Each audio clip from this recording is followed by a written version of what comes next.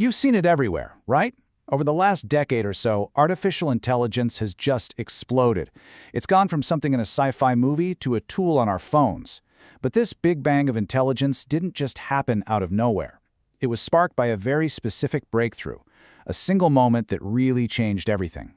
So, let's go back and pinpoint the exact event that lit the fuse. And this is the central question, isn't it? I mean, the basic idea of an algorithm, a set of instructions, that's been around forever. So what flipped the switch? Why now? What made machines suddenly get so smart, so fast?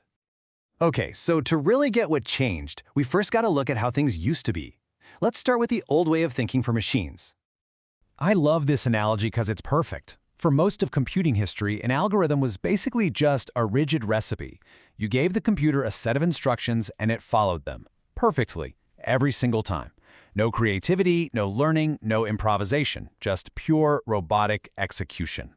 And what that means is that a computer's intelligence had a hard ceiling. Us, the person programming it. A machine could never, ever be smarter than the human who wrote its code. And for decades, that was the fundamental limit.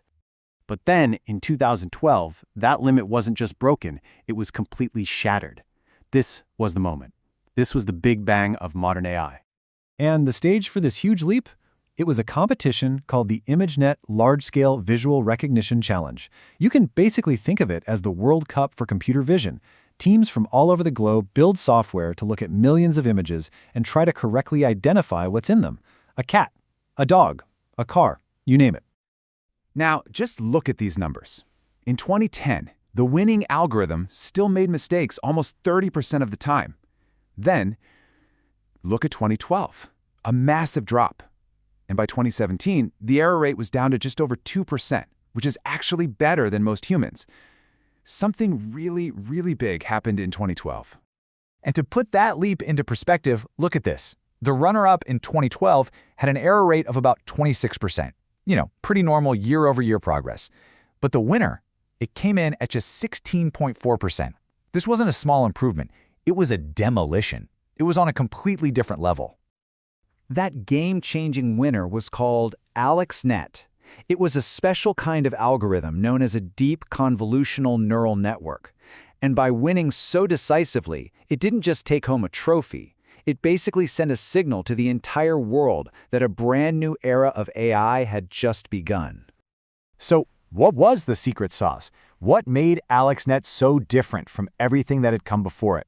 Well, this is where we get to the core concept. That is, quite literally, reshaping our world.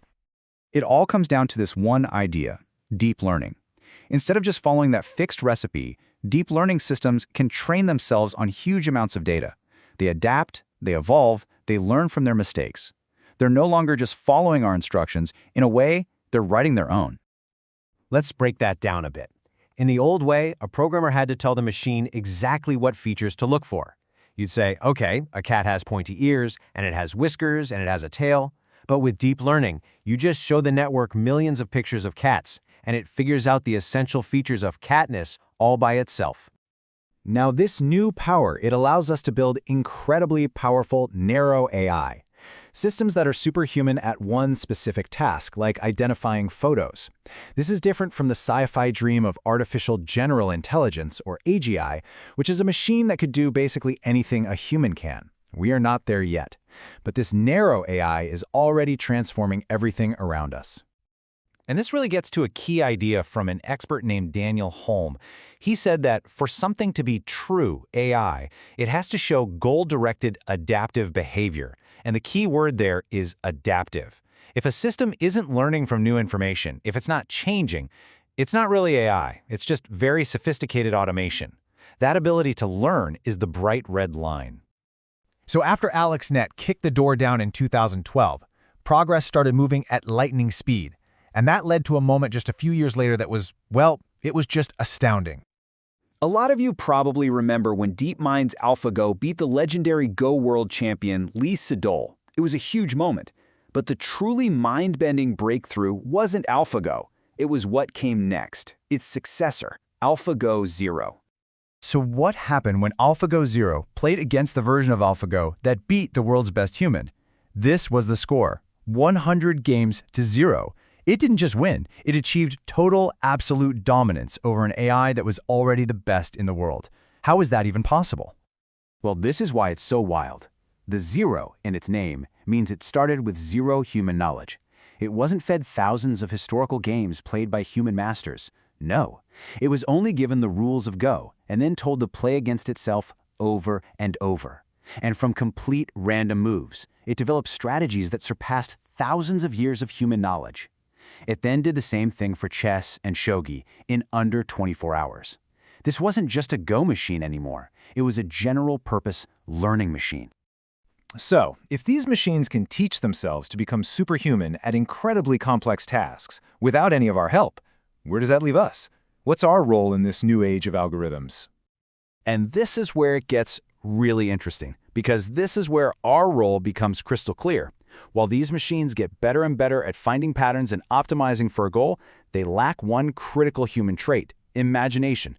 We are the ones who can dream up totally new ways to apply this incredible power. Seriously, just think about it for a second. We get to ask the big what-if questions.